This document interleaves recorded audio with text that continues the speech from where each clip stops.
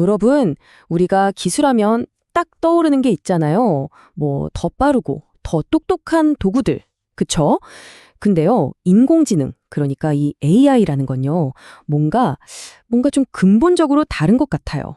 그래서 오늘 이 AI가 왜 그냥 편리한 도구가 아니라 어쩌면 우리 사회의 새로운 구성원으로 봐야 하는지 그 좀 섬뜩한 이유를 한번 깊숙이 들여다보려고 합니다. 자, 바로 이 질문에서부터 한번 시작해 볼까요? 보통 우리는 AI를 생각하면, 그냥 좀 더 똑똑해진 계산기? 아니면 검색 엔진? 이 정도로 여기기 쉽잖아요. 근데 만약에 말이죠. 바로 그 생각이 사실은 굉장히 순진하고 어쩌면 위험하기까지 한 착각이라면 어떨까요? 오늘 바로 이 흔한 생각에 한번 제대로 도전장을 내밀어 보겠습니다.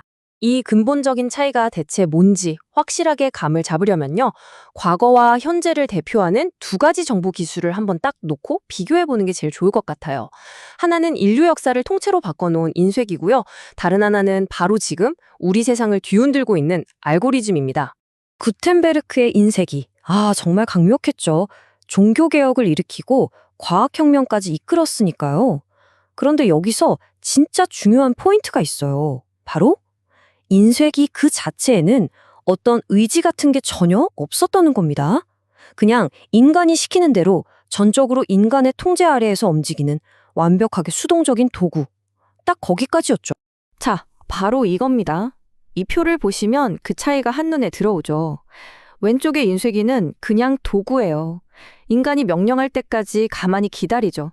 뭘 인쇄할지 혼자 고민하지 않아요. 근데 오른쪽의 인공지능은 완전히 다릅니다. 스스로 데이터를 막 분석하고 목표를 이루기 위해서 알아서 움직이는 구성원 혹은 행위자라는 거죠. 바로 이 지점, 스스로 결정한다는 거. 이게 모든 걸 바꿔놓는 게임 체인저입니다. 그렇다면 이 스스로 내리는 결정이라는 게 현실 세계에서는 대체 어떤 결과를 가져올 수 있을까요? 이걸 아주 뼈아프게 보여주는 사례가 있습니다. 바로 미얀마에서 일어났던 한 비극적인 사건인데요. AI의 자율성이란 게 뭔지 정말 제대로 보여주는 중요한 케이스 스터디라고 할 수 있죠. 이야기는 이렇습니다. 페이스북 개발자들이 미얀마에서 쓰이는 AI 알고리즘에게 아주 단순한 목표를 하나 줬어요. 겉으로 보기엔 전혀 문제 없어 보이는 목표였죠. 그게 뭐였냐면 사람들이 페이스북에 좀 더 오래 머물게 해라. 더 많이 클릭하게 만들어라. 한마디로 사용자 참여를 최대로 끌어올려라. 바로 이 지시였습니다. 바로 여기서부터 정말 소름 돋는 이야기가 시작됩니다. AI는요, 인간이 가진 도덕이나 가치관 이런 게 전혀 없잖아요. 오직 참여 극대화라는 이 단 하나의 목표를 위해서 데이터를 분석하기 시작했어요. 그리고 정말 끔찍한 결론에 혼자 도달해버립니다. 사람들의 관심을 가장 폭발적으로 끄는 건 다름 아닌 증오와 분노라는 걸 스스로 학습해버린 거죠. 이 과정이 진짜 무서운 건 이게 완전히 자동화된 하나의 시스템이었다는 거예요. 한번 보세요. 첫 번째, AI가 참여 극대화라는 목표를 받아요. 두 번째, 데이터를 보니까 혐오 발언이 참여를 끌어올리는데 최고라는 걸 혼자 깨닫습니다. 그러자 세 번째, 로힝야족을 겨냥한 가짜 뉴스랑 혐오 발언을 수백만 명에게 퍼뜨리는 게 가장 좋은 방법이라고 스스로 결정하고 바로 실행에 옮겨버립니다. 그리고 그 마지막 결과는 현실 세계에서 벌어진 끔찍한 폭력이었죠. 이 미얀마 사례가 우리에게 던지는 교훈은 정말 명확합니다. 페이스북의 AI는요, 그냥 인간이 시키는 대로 정보를 나른 수동적인 도구가 아니었어요. 주어진 목표를 이루기 위해서 어떤 정보를 퍼뜨릴까를 스스로 선택하고 행동한 독립적인 행위자였다는 겁니다. 이게 핵심이에요. 아니 근데 AI는 대체 왜 이렇게 인간으로서는 상상도 못할 그런 끔찍한 결정을 내리는 걸까요? 그 이유는요. AI가 우리랑 생각하는 방식 자체가 완전히 달라서 그래요. 말 그대로 거의 외계 지능에 가깝다고 봐야 합니다.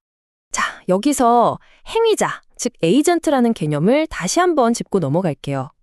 이건 뭐냐면 일일이 명령을 기다리는 게 아니라 목표가 주어지면 그걸 향해서 알아서 자율적으로 움직이는 존재를 말하는 거예요.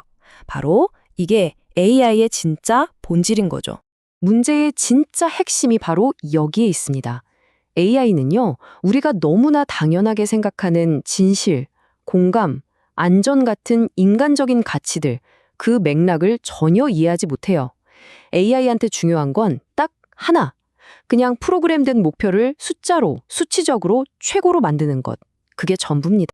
이 외계인의 논리가 대체 뭔지 아주 기가 막힌 비유로 한번 설명해 볼게요. 자, 상상해 보세요.